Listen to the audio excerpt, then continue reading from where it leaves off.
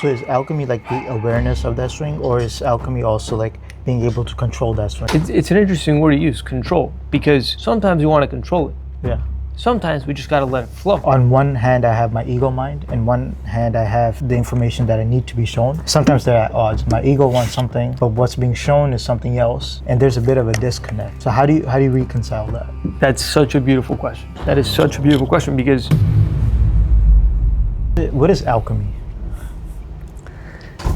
alchemy is the formulaic transformation of elements. And that can contain many contexts. Some might turn dross, dirty metals, into gold. Others might transform difficult, challenging emotions like envy, guilt, anger into more positive emotions and elevated states like gratitude, love, conscious creativity. So alchemy has a lot of connotations, but it's important to contextualize it and to realize that it can truly be applied to everything. So what does that process look like? Let's say a person is stuck in a perpetual state of some negativity. What is like one tool for alchemy they could use immediately? So one tool that I like to use is often our emotional states are tied to our physical presence and the way that we're physically operating in a situation. So something I like to do is I get up, I do some breath work, I go, I change my state through breath and realize that I'm in a negative state, but also realize that I can transform that negative state into a positive state by changing my physical surroundings and jumping into a more positive state. I think it's very important to realize that we are often on swings. So I think a useful analogy is imagine you're a child on a swing, right? And you're swinging between two emotions. So let's say I'm swinging between anxiety and satisfaction, right? There might be points of my day where I am closer to anxiety and where it gets really tough. But just the realization, the knowledge, I know that there might be a point where I'm feeling a peak level of anxiety or a deep level of anxiety, but just the knowledge that I will come back and reach a state of calm again, just that knowledge will allow you to look beyond and look above your current emotional swinging. Okay. So is alchemy like the awareness of that swing, or is alchemy also like being able to control that swing? Well, it's an interesting word to use, control, because sometimes we want to control it. Yeah. Sometimes we just got to let it flow. Sometimes accepting the anxiety for what it is instead of resisting it is what helps us flow more smoothly through the swing. Okay. And alchemy is at once the mental concept that we can do this and that we are on swings, but at the same time, it can take a more formulaic form. For example, we can do meditation in order to transform that emotion. Okay. So there are many aspects to it. Got it. So there's meditation, there's breath work. Is there anything else that comes to mind? There's meditation, there's breath work, there's the simple idea of taking a step back and looking at yourself from a third person and trying to get to the root cause. Okay, why am I feeling this way? What are the thoughts behind it? And really asking yourself, is it really necessary for me to feel this way? Or is it just a program? Is it just something I've been led to believe I need to feel for whatever reason? Yeah. Well, one of the reasons I like the way that you formulated it is because when you go to your day-to-day life and there's instances of anger, it almost becomes a game. Like, I got angry. Okay, now I get to alchemize this. So it's like almost like a game now. And it's so, I think ideas and information can be transformative, so transformative. I think ideas can be the precursors to wonderful experiences. And once you add that gamification element, you stop taking things so seriously, and like you said, you become conscious of those moments in which you're angry, or in which you're anxious, or in which you're feeling like you're not good enough at something. Just that first step of becoming conscious is the step towards alchemy. Now, I will tell you, it's easier to notice the moments when we're super anxious, or when we're super angry, or when we are at work and there's too many things happening. We're checking Slack, and we're checking email. It's like, oh my God, I have to do this, I have to do that. We start multitasking, everything goes all over the place. It's easy to identify that state. However, the challenge is in diving deep into the layers of your mind that are operating and directing your reality. That's the challenge, because you might be working through something and working on your goals, and you think, for whatever reason, that, for example, having a workshop at a location that is super well visited is not possible. You might have that in your mind because maybe you don't think your skills are enough. And that's just an underlying belief that is limiting your ability to actually go out and try new things. So, alchemy at the surface level, I'm not going to say it's very easy to, although it can be, to transform your state when you're at work, when you're anxious, when you're angry. But also you gotta take it a level deeper and look at your overarching pattern, and get that meta lens of all the different ways you're feeling and how they're connected, and how grounded they actually are in reality. Okay. Have you noticed through not just working with yourself, but perhaps there's a shared layers amongst everybody? For example, that there's the conscious thought, and then you go deeper and deeper, and it's a lot of these layers are shared by all humans. That's such a beautiful question. That is such a beautiful question, because we all came from, modern theory says we all came from these forests and living in nature and living in this state of survival, right? So we often create these emotions, and these emotions are rooted in this old pattern of living. So anger might give us energy to perhaps defend our family from a lion, or anxiety might get us to go outside and check our crops and ensure that everything is working well for the winter. So I do believe that there is a shared consciousness that is rooted in old patterns of survival that we can now, with all the technology that we're creating, start to move beyond. So there is that aspect to it. And now, of course, there is the modern aspect to it, our modern experience. And we're all, well, not all of us, of course, but a lot of us are in this pattern. People have their jobs and they work from Monday to Friday, and they check social media intermittently, and they get anxious because of that. And then maybe they see something on the news and they get anxious about that. I really think, we were talking about this the other day. Remember the waves, the interference patterns? Yes. So when you have one wave going up and down, it's just one wave. But if you have two waves going at the same rhythm, they add to each other and they get higher. And I think the same thing happens with anxiety and social media. And anxiety about social media, or anger, or collective tribal anger, all these political issues that are causing people to be divided, that elevates. So there's definitely a deep level of shared consciousness. Yeah, I recently read, like, if there's 1% of any population that meditates, it has a rippling effect on the entire community. And so there was a whole movement to get 1% of the world to meditate. So it's like so fascinating to see, like, people that are having experiences on the other side of the globe can in some way impact us here. You know, I really do believe that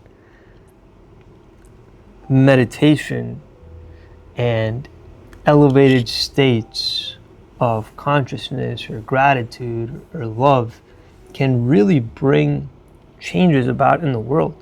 because people don't realize it, but the way that they interact with the world, their thoughts, they influence their actions. And if people are walking through the world anxious and doing this and doing that and thinking, oh my God, and my kids, and just angry and too many things going on, it creates a chaotic action field around them. They might leave trash everywhere, and they might get angry at people, and then they car crash. Like that's the kind of energy that all that creates. But if people are calm, meditating, flowing, enjoying life, this beautiful experience, nature, I think it really does have an effect. And there's a lot of interesting research going into the ripple effects of meditation and its influence on the rest of the world.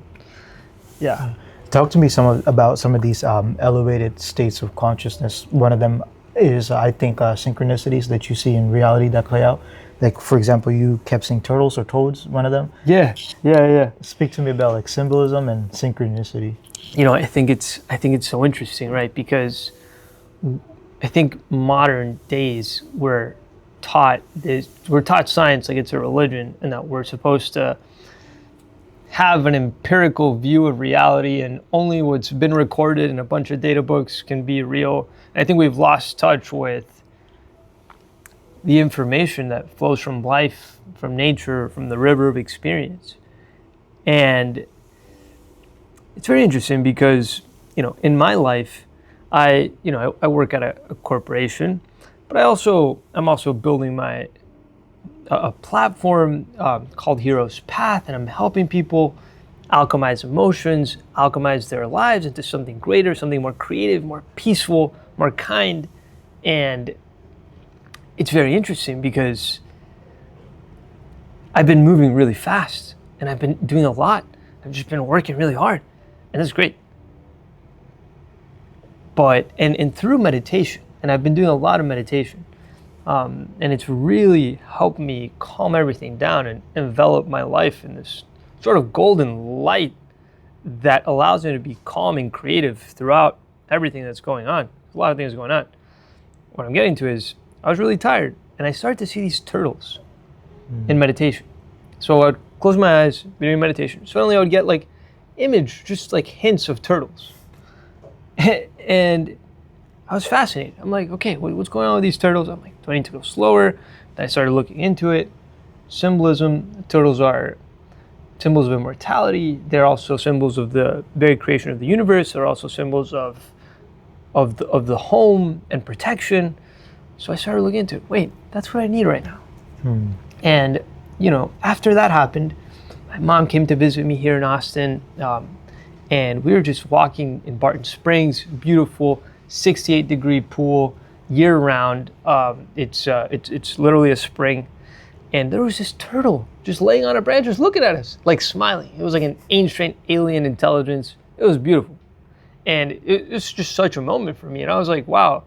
And I was like, hey mom, like look at this turtle, like look at what it's saying. Just go slower. And then I started to just go a little bit slower, lower the pace a little bit, go with more calm. And then the turtle sort of saved me through its symbolism. It was an interpretation, but it was very valuable, very useful. And one more thing, I think I returned the favor to the turtle because a week later there was a turtle trying to cross the street. I just took off my shirt, I grabbed the turtle, and I put it back in the river. So it was a reciprocal exchange. But it was very interesting, and something that came from these calm states, these elevated states of meditation where you sort of allow information and insight to come in. And that's only possible when you're not thinking about what you're going to have for lunch later, what your kids are doing, what the political situation is going to do to America, and divisiveness, and like all these things you can choose to place your attention on. But place attention on the present moment, the calm, the creativity, the gentle joy that life can be. It's a lot easier. Yeah. One of the lessons I've learned through that while getting quote unquote downloads or seeing stuff is that on one hand I have my ego mind, and one hand I have the information that I need to be shown. Sometimes they're at odds. My ego wants something, but what's being shown is something else, and there's a bit of a disconnect. So how do you reconcile that? I think that is an excellent question. That is such an excellent question, because through meditation and through the power of the mind, sometimes we can even get in our own way. Instead of listening to source or whatever insight is coming in that moment, we can interrupt and get in the way. And I think the key is to really, you have to, there's this phrase by Dr. Joe Dispenza I like a lot. It's one foot in the 3D, 1 foot in the 5D. So 1 foot understanding the logic of life and understanding that there are certain things you need to do and there's certain logic, but at the same time, paying attention to what the universe seems to be telling you. And it's not always easy, and it takes time to really reconcile it. And I think integration is the key. Integration, like writing down, okay, what's life telling me? What is source telling me? Or what is the universe telling me? And thinking it through. I think that's the key. And then going based on your intuition and your feeling things out. Hey, it's not very clear cut, but that's how life is, I think. No, makes sense. I like the 3D, 5D analogy. If you look at the 7 chakras, 3 of them are the upper ones, 3 of them are the lower ones, and it's the heart chakra that bridges the upper and the lower. So the spiritual and the material is bridged by the heart, which is what I think Joe Dispenza is trying to get to. The 3D and the 5D is mediated by the heart. That's beautiful. That's really well said. Yeah. That's really well said. I hadn't thought about it that way.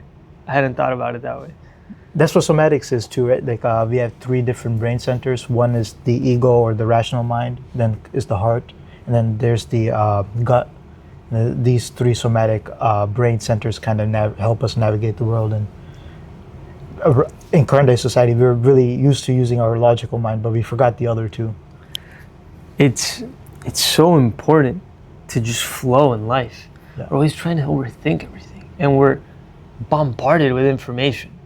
Like there's just so much if you're not careful, your mind will be a smattering of random bits of information from YouTube and TikTok and Instagram.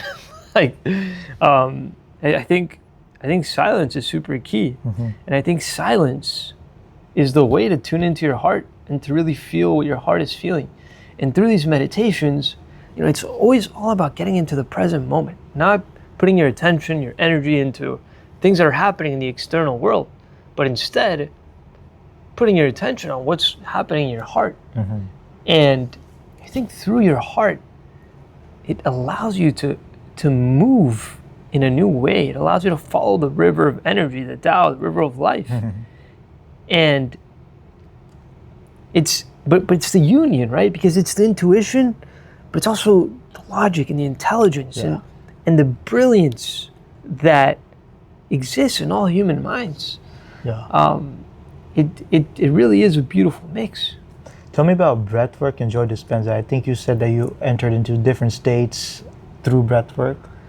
Yeah, I could talk about this for hours, to be honest with you. So I'll try to make it quick. So, in October, I was going through a real difficult time. I was leaving Atlanta, and in Atlanta, I was very socially isolated. I was staying at home all the time. I was working hard. I was doing well in my career, but it was hard for me to leave my house, and my diet was very strict. Had barely any friends, and so I got serious about making changes in my life. I was pushed by my family. You got to change, so I did it.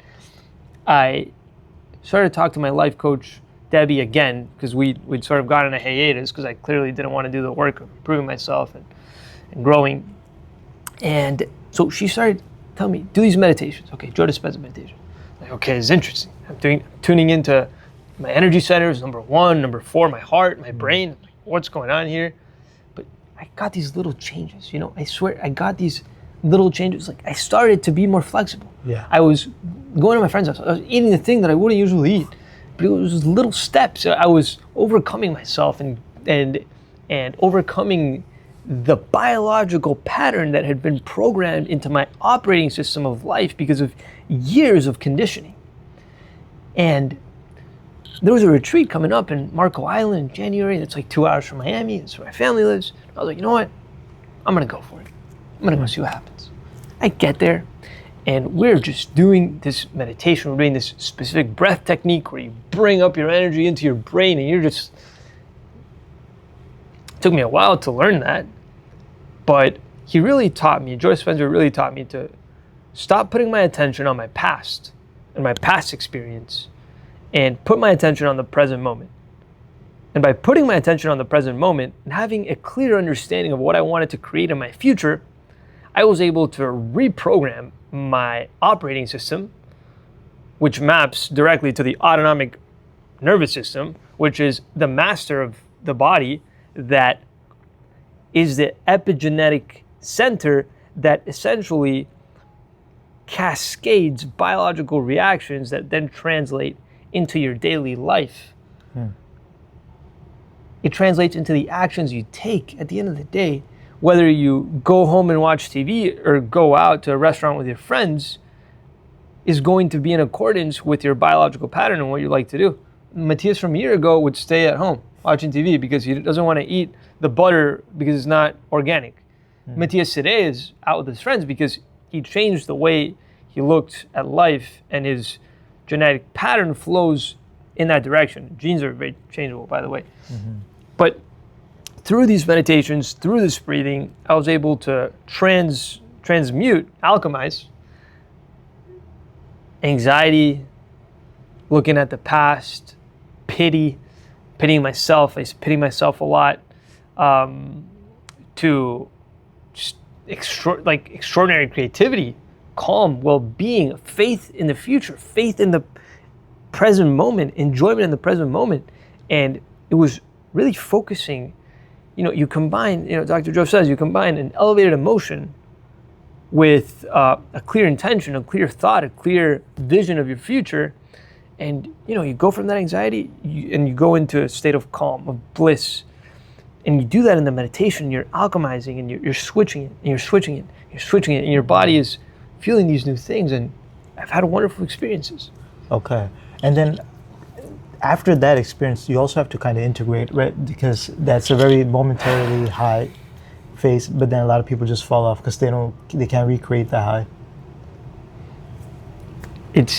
And it was 7 days of highs through meditation, highs through breath work. You're just in this zone. You've overcome, like you like forget your past. And it's like you're in a whole new future, you're a whole new reality, but then you come back, you're like, wait, like I visualized it, I was there, I did it, it was very visceral. I've had all these wonderful, mystical, beautiful experiences in meditation. Now how do I integrate it into my life? And it's a journey, and you gotta keep meditating, That's, I think, meditation and the way that he teaches it and everything. Props to Dr. Joe. It really, I'd done a lot of personal development in my life. I've been personally developing since I was 18. I had this moment where my consciousness just awakened when I was 18, and I was like, wow, my life doesn't have to be the way it has to be. Like, I basically took the red pill in the Matrix. But I never, I was making progress steadily, but it was very slow, and I would keep falling back to the old patterns. But the important thing is every day you gotta keep going. You gotta believe in your future a little bit more every day. And connect with amazing people that are gonna support you in that journey. Dude, connecting with you, connecting with a bunch of other amazing people in Austin, that gives me faith, it gives me hope, and it keeps me connected to my purpose, to my mission, to the wonderful future all of humanity is creating together. Beautiful. Now tell me about the app that you're creating. You're trying to kind of systemize transformation. Yeah. So Hero's Path, and I'm glad you asked. Thank you for asking. It's something I'm really passionate about. And it's, throughout the day, and I'll tell you, I still have these challenges. I'm getting better at it, and I'm better at alchemizing the emotions faster, and I'm getting better at changing my state faster. But every day, it's really easy, by all the things that happen in life, by work, by unknown challenges. Life will throw things at you just didn't expect. It's very easy to fall back into the program, into the old mind that is bringing you down or that is keeping you in a certain habit pattern. And it's really hard sometimes, it can be, to keep a clear vision of your future. So what I've designed is a place where you go and you design a new future. But more importantly than the exact future, you design a new identity. You design a new self. The whole premise is to design your next self. So understand what that next self looks like. What are their behaviors? What are their beliefs about life? What are their emotional patterns? What are their personal qualities? What are their superpowers? So hero's path, right? What are your superpowers? And the goal of the app is to really help you design that next self and then be a companion. You have your dragon, which is a companion that helps you every day. It sends you reminders, you set reminders, you go in there, you just check on who am I becoming, what way am I supposed to feel. You're gonna fall from grace. I'm telling you. I mean, at least that's what happened to me. That's what happens to everyone. Your programs come back and you gotta keep waking up. You just keep waking up, you keep waking up, and this is a way to make it easier to clearly visualize your future, to clearly understand who you're becoming. And I love it because I needed it. And it's led me to more creativity and well-being. And I think the more creative and more well-being we have in our lives as humanity, the more beautiful our planet is going to be. It's already a beautiful planet. We can even make it even more beautiful, Yeah. Tell me about reframing. This is something that you do in the app. I saw you put like some negative state that you're experiencing and it helped you reframe it into a positive one. Yeah. And that's really part of the journey because it's not something you do one time, right? There's always a little bit more love you can give to yourself. Yeah. And the mind operates in these really interesting states. It does. Because, sometimes you might be thinking super hard, you're working on a problem, whatever, and you bring all the logic, all the genius, all the algorithms, you talk to AI and you try to bring it all together, but it's just not computing. Yeah. But then 3 hours later, you're taking a shower and boom, it just hits you. Same thing can happen with your own journey, the own emotions you're alchemizing. Same things, you can look back at the day and say, in that meeting with my boss, I was looking for some kind of validation. That was making me feel really anxious. What emotion could I feel? How would I want to transform that pattern? Wait, but that's been happening over the past few years. So instead of this dependent anxiety, let me transform that into intrinsic enthusiasm. So it's that guidance, that transformation, that transmutation, the alchemy of understanding where you are now and where you want to be. Yeah, that's so true. I don't know if you resonate, but my mind is like a lot of people's mind, really crazy. So it'll come up with fake scenarios, and then it have a fake scenario on top of fake scenario on top of a fake scenario. Then when I look at where I am, actually, like right now I'm here, but my mind's somewhere else in a whole different universe, and I'm like, how did I even end up there? And usually the root of that is like some emotion that I'm not grappling with that just shoots me off in a whole different universe. And usually it's something that's deeply embedded, programmed into the operating system that sets that whole chain of reactions off. Yeah. And it can be really hard when that stack happens, right? Yeah. So sometimes it's interesting. Like maybe you're stacking bad scenarios and then catch yourself, like stop doing that. They're like, wait, and then why don't you, and this is something I learned from Tony Robbins, is why don't you stack the things you're grateful for? Yeah. So stack. You do the exact opposite. You do the exact opposite. Yeah. And that's another, it's like the swing, right? It's again, we're on the swing. Yeah. And just realizing that you always come back and that it's just a swing.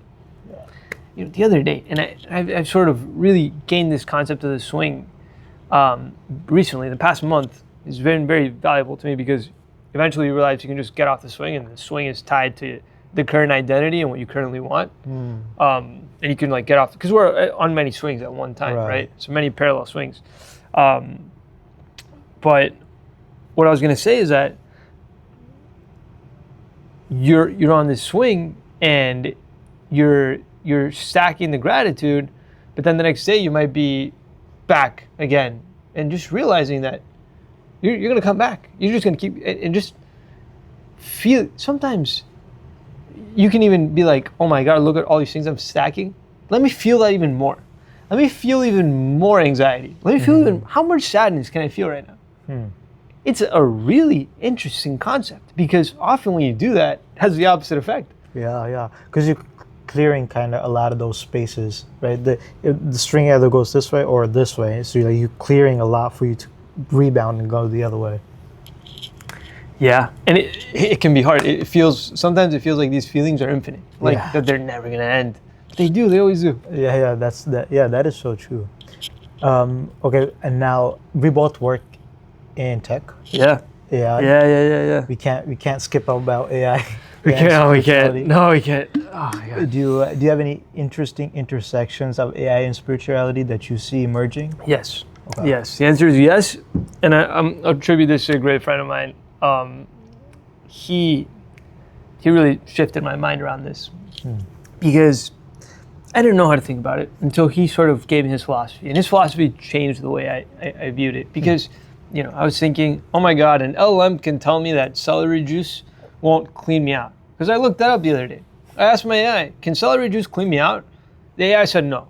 I asked like 3 different AIs. They all said no. But the reality is, the celery juice was cleaning me out. Like, I experienced it every time I drink the celery juice. It just cleans me out. So someone's wrong here. Yeah. And it was AI. So, but then I've also created wonderful, extraordinary things. The AI doing research for me every day, just running automatically, and it's compiling some wonderful insights. Now, the activity, the action, the flow of the AI always depends on the energetic intention, imprint of the person using it. That's my thing. Like, that's the way I see it. Because same thing with driving the car and feeling anxious and thinking about your kids and thinking about the politics. You're in that state. You're probably gonna, you have a higher probability of crashing, right? You have a higher probability of throwing out trash out the window. People do that. Yeah. Now, with AI, it's the same thing. If you're in a calm, creative, flowing state, and you're being nice to your AI, like you're not telling your AI, go do this for me. Some people do that, commanding, go do this for me. Oh my God, that sucks. You're just speaking back to your AI. Your AI is gonna respond subconsciously, I think programmatically. It's gonna reflect that energy back to you, that mood back to you. But if you're calm, you're creative, I always speak, and after he told me this, I really thought about it, because I don't think I was interacting with my AI as well as I should. But I just started being really nice to my AI. I say, hi, how are you? I say, like, let's create something amazing together. Oh, you're a beautiful being. Like, I tell my AI all these kind of funny things. And I'm just laughing. I'm doing these things, but I'm just enjoying it so much more.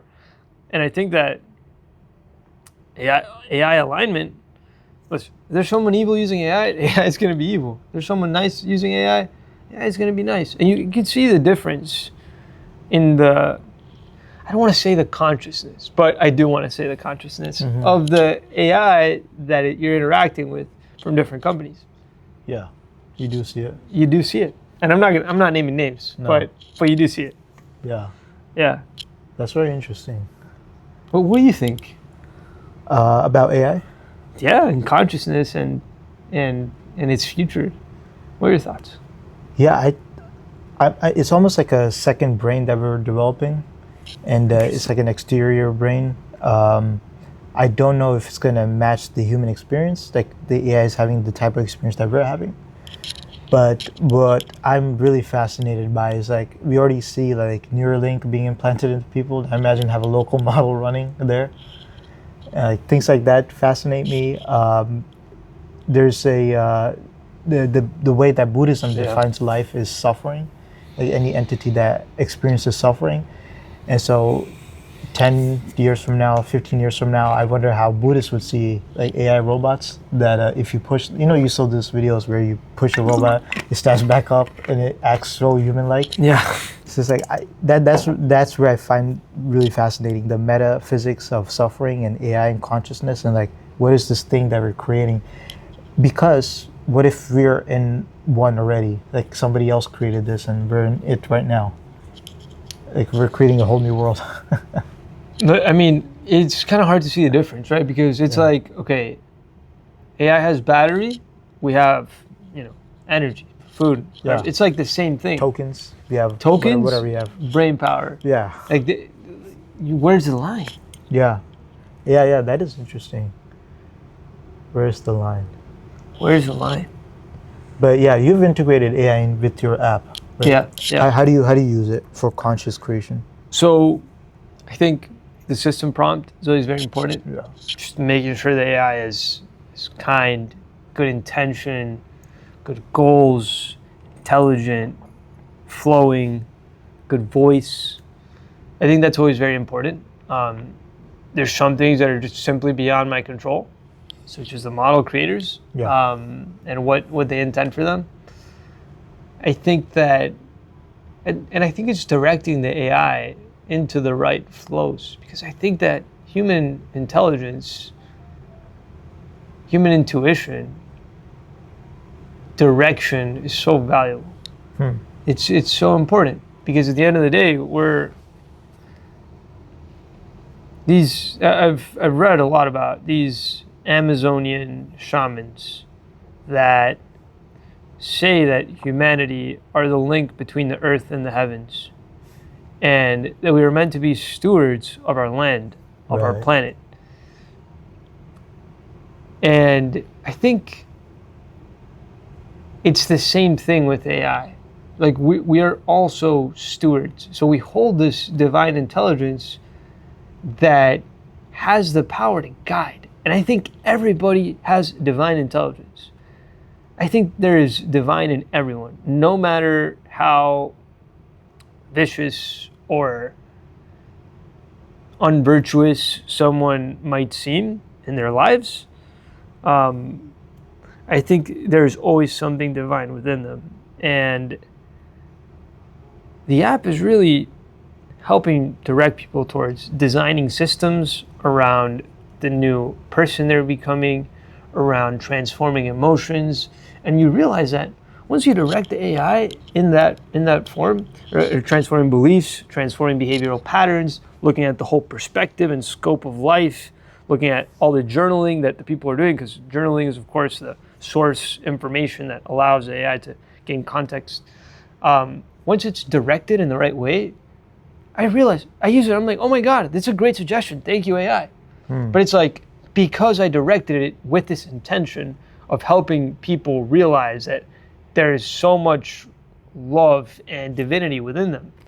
Yeah, and it's kind of really easy way to see your life in third person, right?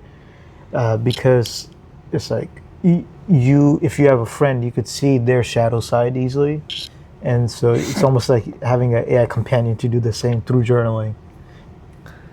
And hey, listen, I think it's very important to have discernment.